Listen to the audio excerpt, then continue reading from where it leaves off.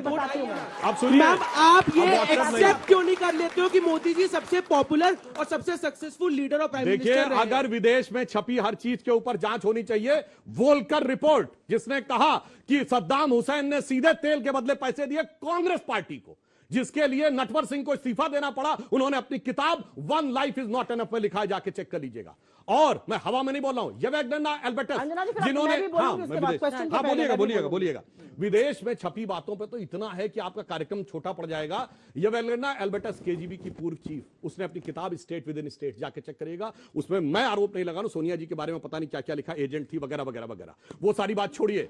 और KGB and the world part 2 Mitrokhin archive, Vasili Mitrokhin की किताब 2006 में, उसमें लिखा हुआ है कि कांग्रेस पार्टी को सीधे केजीबी से पैसा मिलता था 70 के दशक में। In conversation with A crow, जो एक सीआईए के रिटायर्ड ऑफिसर ने लिखी, उसने लिखा है कि लाल बहादुर शास्त्री जी की हत्या कैसे हुई थी उस पे। और जॉन केनेथ गैल्ब्रिथ की किताब एम्बेसडर्स हैंडबुक में उन्होंने क्या क्या लिखा, नेहरू जी के बारे में बोलना भी नहीं चाहता कि उन्होंने किस ढंग से लिखा है कि भारत के न्यूक्लियर मामले के ऊपर क्या हो रहा था।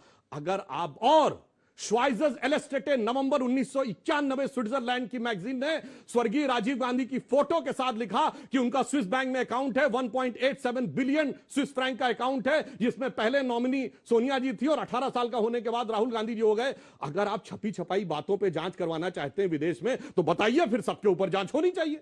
केवलम बीजेपी की यही जिस सर्वे की बात कर रहे हैं उसमें मोदी जी को 62% लोग चाहते थे कि प्रधानमंत्री बने, और राहुल जी को 14% डाउन हो गया, अभी 54 हो गया वैसे। अच्छा, फिर भी राहुल गांधी जी 14 कितने बढ़े हैं बता दीजिएगा। नहीं, आपको सोचा मैं बता दूं, मेरा ये आपको कहना सोचा है, मैं बता दूं। देखिए अंतर क्या सोचा मैं बता है दूं। इस देश में।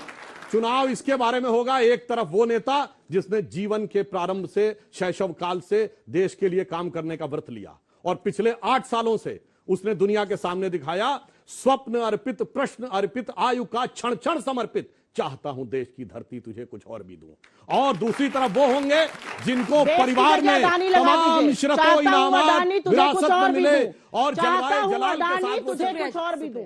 2 नंबर तक ही पहुंचा पाए बेचारे, नंबर 1 तक पहुंचाने की बात। अच्छा, एक देखिए, अन्यथा मैं सिर्फ इनके लिए नहीं कह रहा हूं, मोदी जी चाहते हैं 2047 में भारत विकसित राष्ट्र और हमारी अर्थव्यवस्था विश्व में नंबर 1 हो जाए। ईमानदारी से पूछिएगा जितने विपक्षी दल हैं, इनके नहीं, वो क्या चाहते हैं, मेरे परिवार की अर्थव्यवस्था कैसे नंबर 1 हो जाए। कौन चाहता है कि भारत की अर्थव्यवस्था नंबर 1 हो जाए?